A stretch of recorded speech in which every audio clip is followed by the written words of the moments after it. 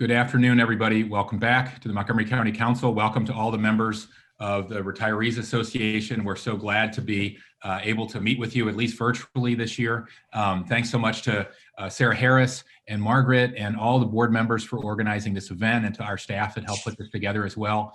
I know Sarah has some opening remarks that I'm eager to hear. I think we probably should begin, as we usually do when we're together in person, with just introductions of my colleagues, and then I'll turn it over to Sarah, and you can introduce your team or let them introduce themselves.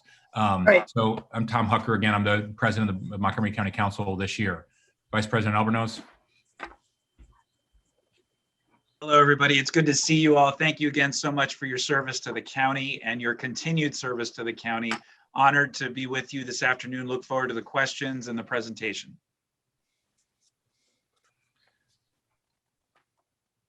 Councilmember Glass. Good afternoon, everybody. Councilmember Evan Glass. And Sarah, I just want to say my salad is not as good as the lunch that you usually provide today. So I'm really missing seeing you all in person. But good to see you all here. Yeah, you know there are delivery services, Sarah. That's true. That's right. We did talk about it. Councilmember Friedson. Appreciate everybody joining. Appreciate all that you have done and continue to do for the county, and look forward to a great conversation. Okay, Councilmember Juando, and the rest of you know the alphabet, so I'll let you go in order. I didn't know what you're doing because I think F is before G. So. You're right. I didn't know what I'm doing either. I'm taking myself out of it. We picked the wrong one to invert the order with the teachers here. But thank you all. It's good to see you, Sarah, and everybody. I'm Will Juando, an at-large member and member of the Education Committee, and look forward to seeing you all in person soon, but glad to be with you virtually. Well, good afternoon, everyone. I'm Sidney Katz. It's good to see everyone again. We were able to chat just for a few moments before the Zoom started. And again, we thank you for all that you have done and are continuing to do for Montgomery County. Good afternoon again, everybody. I'm Nancy Navarro. It is a pleasure to join you this time in this virtual setting. And look forward to the conversation and the dialogue, and want to again thank you for your service and what you do continue to do for our county. Good afternoon, everyone. Craig Rice here. Good to see all of you again. Thank you for all of your great work over the years and your dedication to Montgomery County and discussion today. Hi, everyone. Hans Reamer here. We know each other. I'm trying to be a retiree one day, so I'm going to take a healthy walk while we have this meeting, but I look forward to participating. Thank you. Thank you so much. I wanted to begin our introductions by just underscoring the fact that MCREA is really appreciative of what you have been able to do through this demanding year with the funding of OPED and the Consolidated Retiree Health Benefits Trust Fund. That full funding goes a long way to trust and the ability for retirees to plan and live comfortably.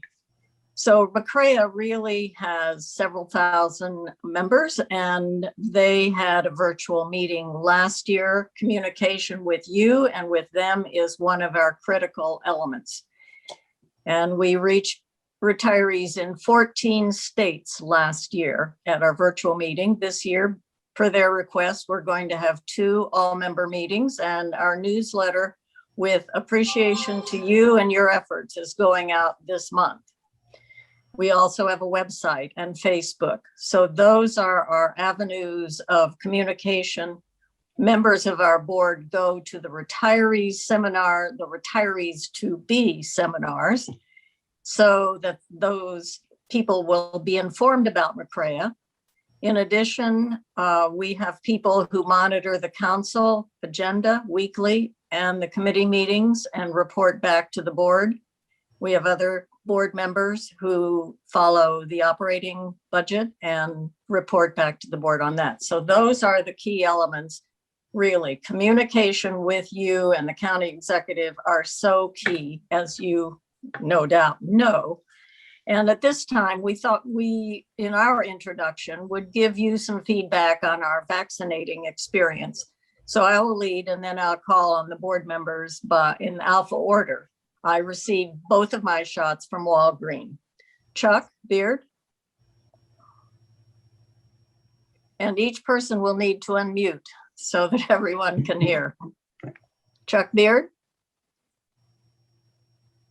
Missing connection. Has to unmute. Come on, Kathy Best? Hello, good to be here with you. I got my COVID vaccines, the Pfizer, and had a very successful experience at Meritus Medical Center in Hagerstown. Thank you. DeMazzo? I'm 6 weeks post vaccination. I got the Moderna shots at Giant in Kentlands. Thank you. Michael Dennis? Hi, good afternoon. I received both of my shots, the Pfizer BioNTech at Suburban Hospital in Bethesda. Mike Fadden? Good to be here. I got my second shot at Richard Montgomery. Worked very smoothly. Beryl Feinberg?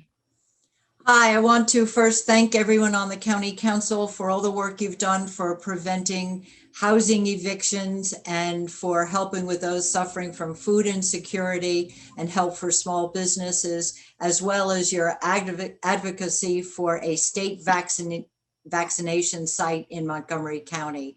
I received both shots, Pfizer, through the Johns Hopkins system at Suburban Hospital, and it went just great.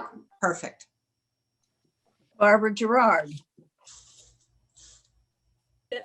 Good afternoon. I received both vaccinations at Johns Hopkins at their applied physics lab, and it couldn't have gone better. John Hansman.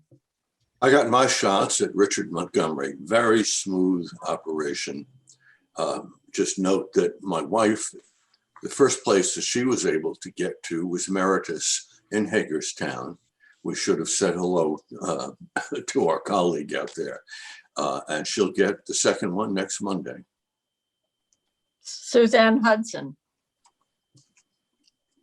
I wrote to several of you because I was in the horrible, difficult situation at Richard Montgomery and ended up canceling my appointment rather than standing out in 33-degree cold, icy weather.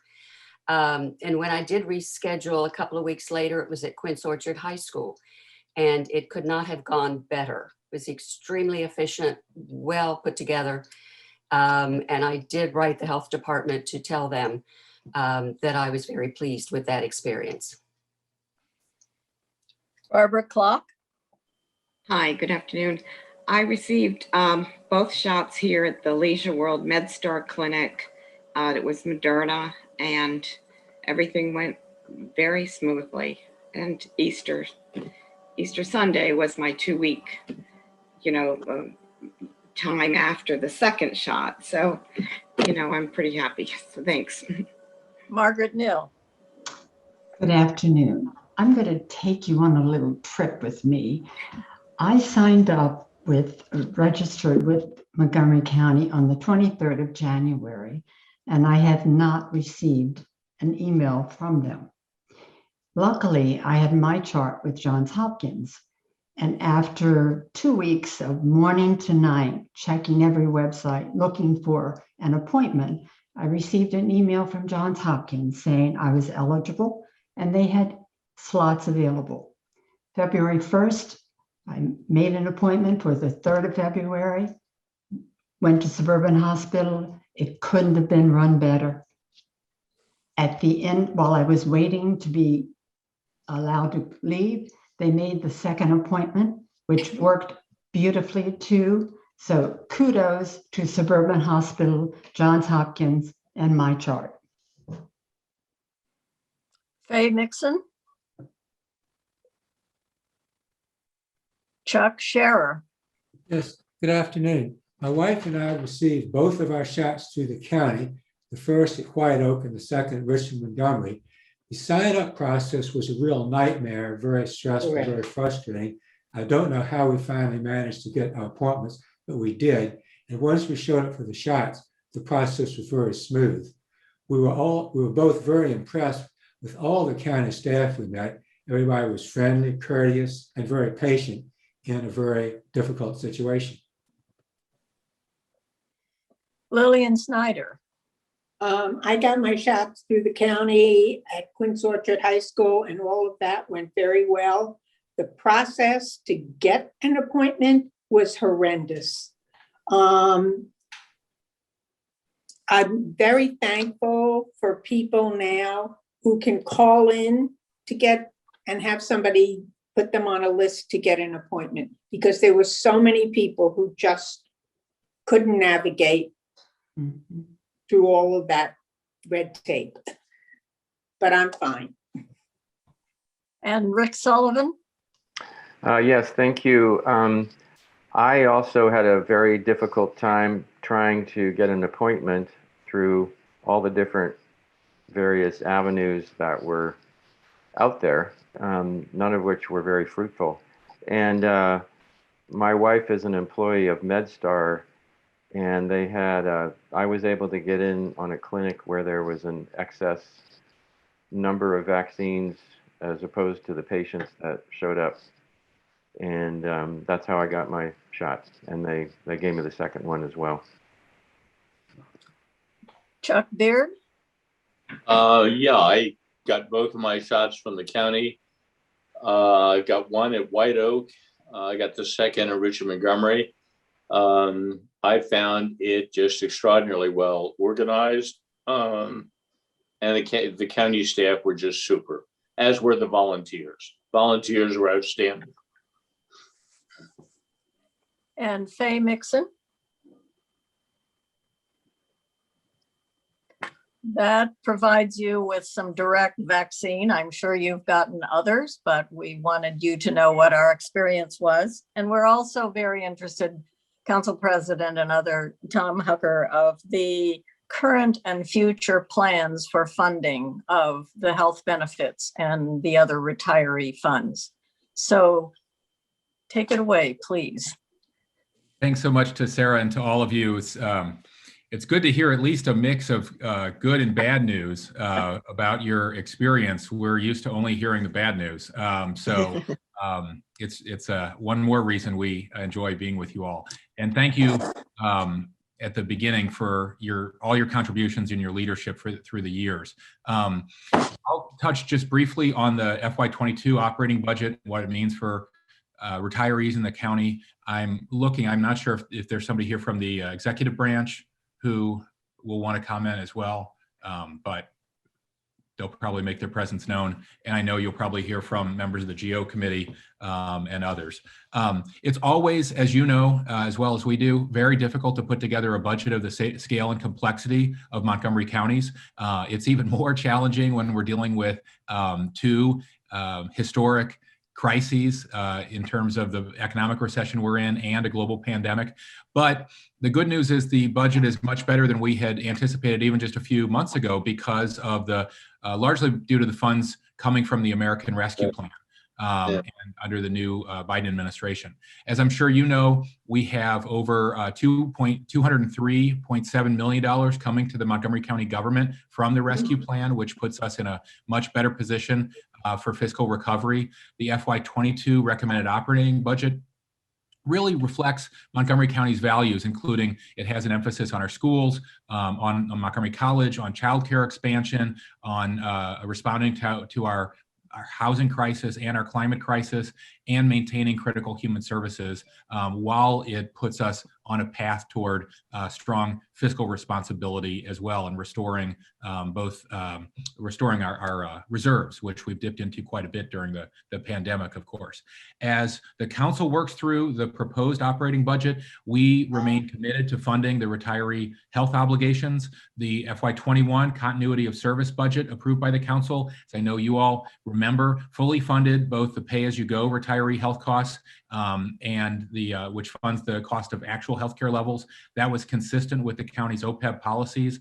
The executive's FY22 recommended operating budget fully funds the retiree pay-as-you-go costs and the OPEB pre-funding. And additionally, as part of the update to the county's fiscal policies approved on March 2nd, the council took action to formally incorporate the OPEB funding policy into the broader fiscal policy guidelines that we follow.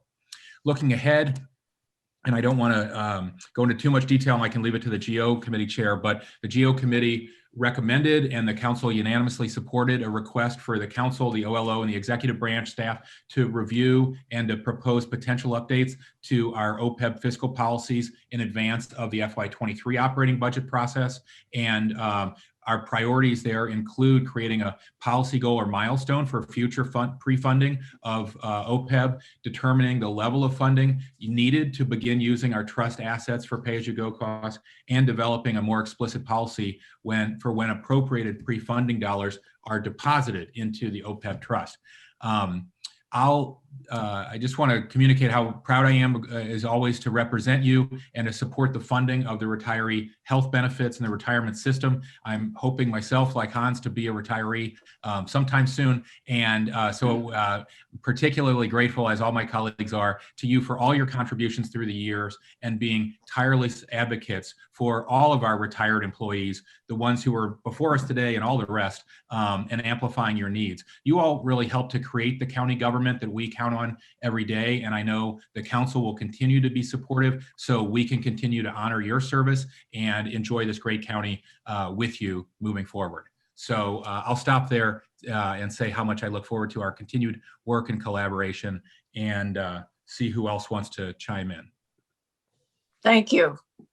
I'll be happy to chime in as the GO chair. First, I want to thank all of you, because it is important to get your feedback throughout the years. It has been really important. I know that we have had moments, times that have been very difficult, especially during the recession. And we kept working on making sure that we would put in place particular safeguards with regards to our fiscal policy, and making sure that we are protective of these very important benefits.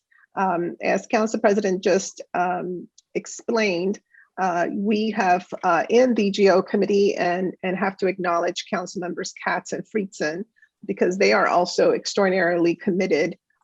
We have decided to take a very deliberative approach in terms of evaluating our current fiscal policies, strengthening our fiscal policies where necessary. And this is something that we, of course, had started before the pandemic. And then once the pandemic hit, we needed to obviously prioritize the response to this unprecedented emergency, but nonetheless, continued working with our analysts to ensure that there is that collaboration with the administration so that we can be on the same page. And I have to say that, it is so critical that we basically double down on our commitment to strengthen our fiscal standing. And that includes, as I said earlier, protecting these very important benefits for you. Because as we have learned, both with the first recession and now with this particular pandemic, our fiscal strength is what's really, really important for us to navigate and be able to at least know that we can count on, some sort of a backbone, if you will, as we are able to mitigate this extraordinary impacts. We have been, of course, pleasantly surprised, really happy that the Biden administration has responded very quickly and has acknowledged that there needs to be support for our local governments. And as we go through this budget process, tonight we'll start our first full operating budget, hearings. We also have to keep in, back of our minds the fact that a lot of this money that will be coming through, it's not something that we can count on, necessarily for years to come. And so we're balancing all of this. But again, we are very mindful, very protective, prioritizing the commitments that have been made, because these are important. It's not just important for you, but it's also important for the message that we send to our prospective staff here in the county, that this is a county where the leadership protects the promises that they make. So this will be ongoing work, and we will be in touch with you. I know that we have already exchanged some emails. As soon as we are done with budget and begin to do that in-depth work all over again, we'll be in touch with you to get your input and share any particular kinds of deliberations or possible recommendations. But our central office staff has been working collaboratively with the administration, making sure that whatever reports are published, that we all get to vet that. And we will always be very careful and very deliberate with whatever particular changes we make to any of our fiscal policies as well. So thank you again for all that you do to continue to advocate, and appreciate the stories that you just shared regarding your vaccination experiences. This has been very trying on both sides, especially for us on the council, because unfortunately, we were not given the jurisdiction to make decisions around how to allocate, how to pre-register, how to distribute. It has been a dance with the state. And I'm just pleased that at least now we're beginning to see increase in the vaccination allocations as the Biden administration also makes this a priority. And as I like to say, seems to underpromise and overdeliver, which I really like. And I think that is going to help us here locally as well. Thank you. Thank you. Madam Chair. May I ask a question to Councilmember Navarro, because you spoke of the issue with the state. I've wrote to the council about this. I even got a letter published by the Washington Post. I have never seen an explanation as to why the state launched its totally inchoate distribution policy, and why they never changed when it was clear it was a disaster. I mean, all of the thousands upon thousands of people who several times a day were cycling through any number of websites looking for a place to sign up. I think that the allocation the county got was basically extremely well handled, except when somehow the link got distributed within certain neighborhoods and everybody showed up instead of those who actually had appointments. And that was the cause of the problem that one of our members mentioned. And the county quickly fixed it. But why did the state do what it did? That is a very good question, John. And I'm sure my colleagues will have different observations. Unfortunately, this is how the process was established from the federal government. And one of the things that I know everyone was very actively advocating to our federal partners was that as the Biden administration came in, to emphasize that they needed to shift that focus, because local jurisdictions we know our communities, right? And in this case, you have the largest jurisdiction in the state, also the most diverse jurisdiction in the state, with data pointing to major disparities. And all of us have been actively, making that point to the state. The issue with the sharing of links, at that point, we kept saying, why can't you have a very simple, identifier, sort of PIN number, so people cannot share the links? I mean, it's very simple. I think maybe you've heard how at the beginning, even their site, when people would pre-register, their translation into Spanish did not make any sense whatsoever. Literally, they had, for race and ethnicity, they put the word carrera, which is like car race. So clearly there was not proper attention, paid to the fact that you have this very large jurisdiction with, at many points, of course, because of proportionally large case numbers, a lot of frustration around that issue. So I think fortunately, as now we're starting to see more vaccines available, hopefully that will then allow for an easing of all of these barriers. And, I am grateful that they have now agreed to the Germantown mass vaccination site. I'm an optimist and I like to focus on how do we get results. So I don't want to relitigate everything that has happened, but I think it is important that we learn from this experience. God forbid, if we ever are in a situation where we're going to have to face something, similar, we do need to at some point, look at how these structures are put in place and who has jurisdiction and what is the best mechanism to do that. So I'm looking forward now to, us getting more vaccines, and our local team has been amazing. Dr. Gales, Dr. Stoddard, Dr. Kroll, Dr. Bridgers, they have been incredible in managing what has been a very frustrating process, and now preparing to enhance the capacity, the infrastructure, the logistics, as we hopefully now begin to get more vaccines in order to be able to disseminate those in a way that doesn't cause that much frustration. So I feel like we're turning the corner, but there's no doubt that this has not been, an easy process at all. But the issue in part is, why did the state decide to do this? The state had the authority to decide to empower local health, county health agencies to do this, but they didn't. And what's passed and it wasn't passed. required by the federal government. The feds gave allocations to the states. The states had the authority to do it. Even West Virginia established an organized central way that people could sign up, register, and eventually, in their due course and turn, get the vaccine. Absolutely. Why Very Maryland was so retrograde in this is just beyond belief. Very good question. Very good question. Great question. I'm sure my colleague, Gabe Albernas, who chairs the HHS committee and has been leading the charge, probably has some additional thoughts on this experience.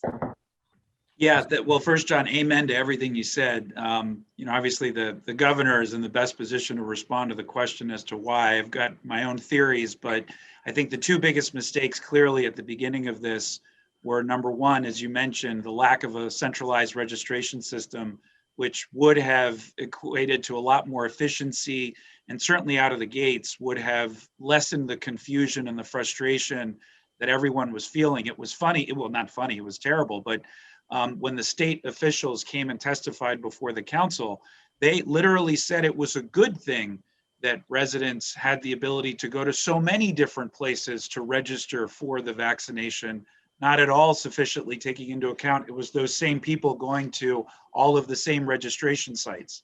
And so that was a huge issue. And the second big issue was that, on the surface, the allocation of vaccines based on the percentage of population makes sense. But when you consider that Montgomery County, as an example, has 6 regional hospitals with more than 40% of those employees not residing in Montgomery County. And we later found out that in our allocation within the first 6 weeks, it was supposed to include an allocation for Montgomery County employees of NIH and Walter Reed. That was never told to us. And so, there was just a lot of unnecessary confusion and disorientation those first 2 months. It should have been much better planned, but to the comments of others, and Councilmember Navarro nailed it. I think what we did locally was remarkable. And I'm just going to segue into some comments. I had texted Council President Hucker. I wanted to be the next up to say a couple of words. All of you as former county employees would have been so proud of our county employees. The way that they've stepped up over this last year is nothing short of heroic. We had recreation department staff members helping the Board of Elections with voting, delivering food to senior citizens' homes. We had library staff that were doing the same thing. We had HHF staff that was working in a variety of different functions. And remember, all of you can appreciate this, within a span of just several weeks, they went entirely virtual. And so you can imagine having to create an entirely new administrative process for record keeping, for communication, for something as simple as checking voicemails and interoffice mail. All of that had to be done on the fly with, on a parallel track, constituent calls that are hard to even process and recalibrate. I mean, the amount of time that it took 311 operators to respond to constituent calls increased by almost 400%. because of the level of issues and the number of referrals to different county agencies. So it was truly remarkable. I'll just say a couple of things as we transition to this next year. You know, and I know my colleagues share this. I've heard them all say this in some form or fashion. While the last year has been just obviously devastating, tragic in so many ways, so challenging, I actually am extraordinarily optimistic about this upcoming year. Sometimes it takes a crisis for us to be able to focus on the kind of system building and paradigm shift that we've sort of needed to focus on all along. Things like telehealth and telemedicine. We've had a record number of people testify before the council this year because people can do it from their own homes. And we've had a record number of people testify seeking language access assistance, which is just amazing and really great. So I actually think this bodes well for our future. And all of us, you know, there's going to be a very significant change in the next 2 years with the addition of 2 council members on this council. That is going to radically change in a variety of ways the way that we operate. And in the same way you all sat with me as a candidate and educated me on so many important and relevant issues, some of which I thought I knew, but I learned so much when I met with all of you. It's something all of us have to keep an eye on because there's going to be tremendously strong candidates. And with several of my incredible colleagues retiring from the council, open seats plus the additional 2, it's going to be a very different council in the next couple of years. And we're still processing what the committee structure is going to look like and all of that. So there's a lot to keep an eye on. And we look forward to continuing to consult with all of you and seek your advice and guidance, and certainly want to hear to any challenges or opportunities that you see as well. So thanks. We'll be there to educate. Yes, I know you would. We're counting on that. Councilmember Reamer.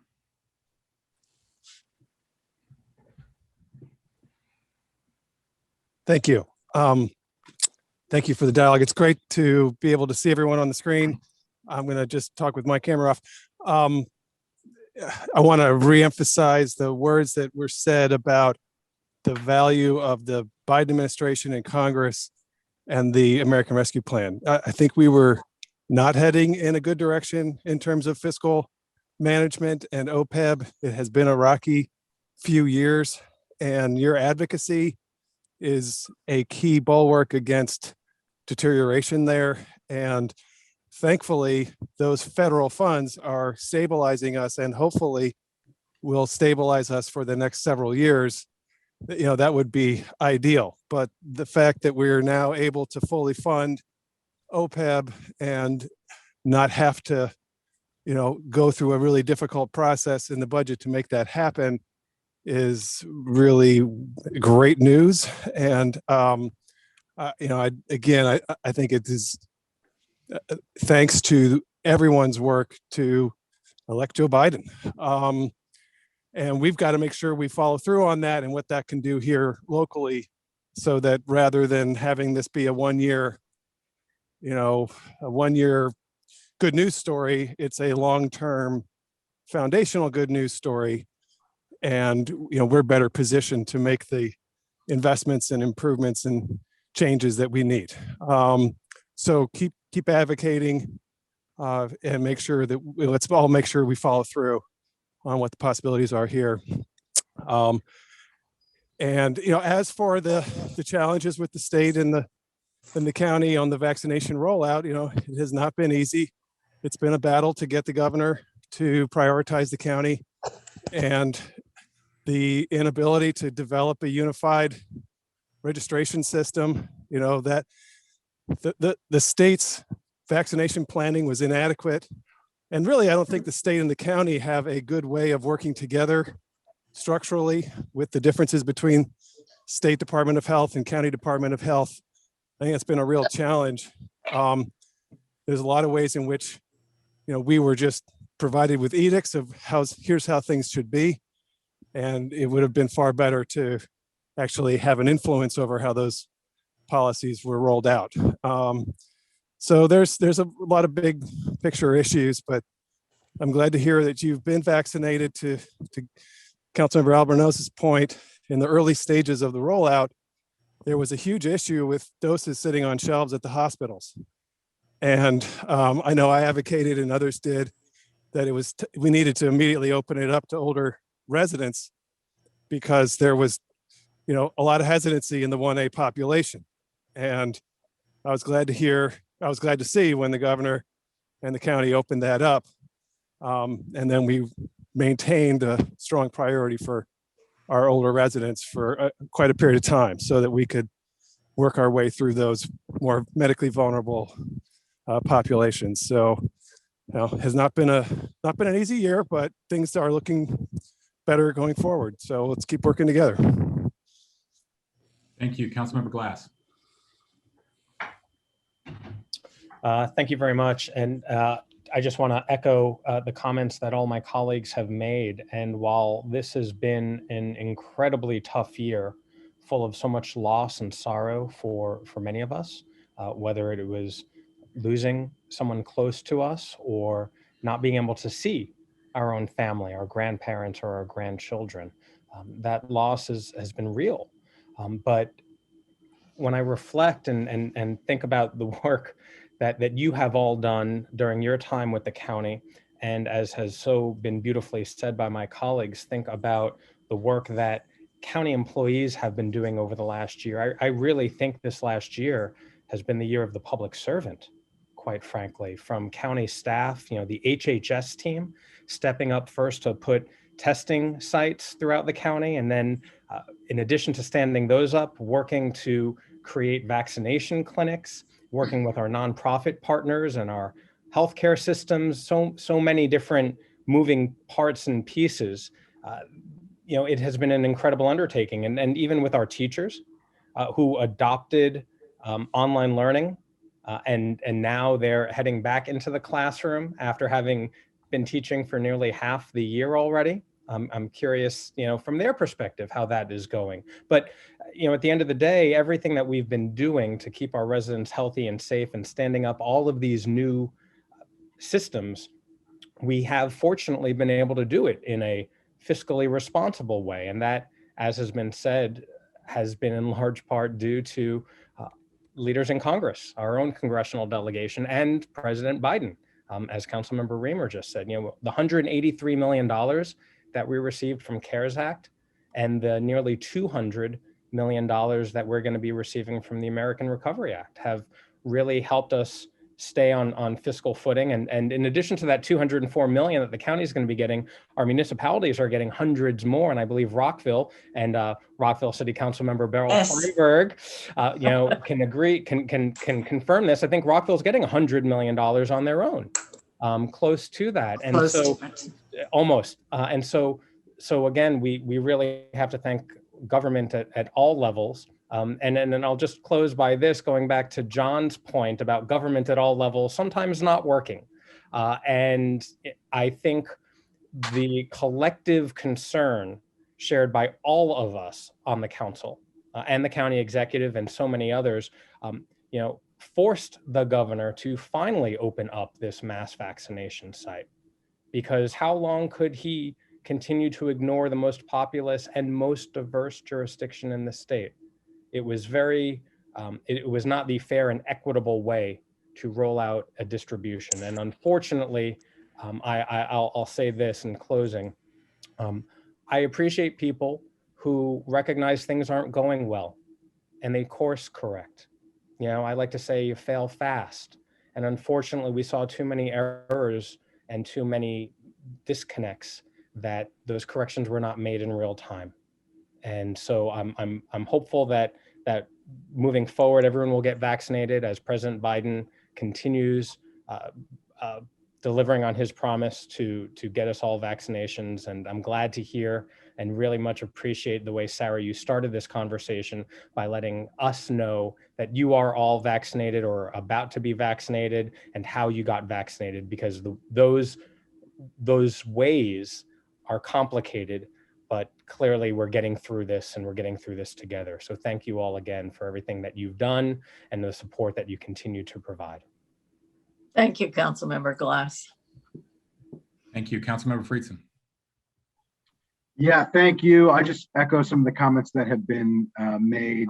First on the vaccine, it is both encouraging and a dose of cold water to hear the vaccination stories that you've shared, and appreciate the fact that you've been able to get it. Obviously, a rough process and far more difficult than any of us would have wanted it to be, but appreciate the fact that like Council Vice President Albornoz, I am optimistic and hopeful, and think that things are moving in a positive direction. And so appreciate that.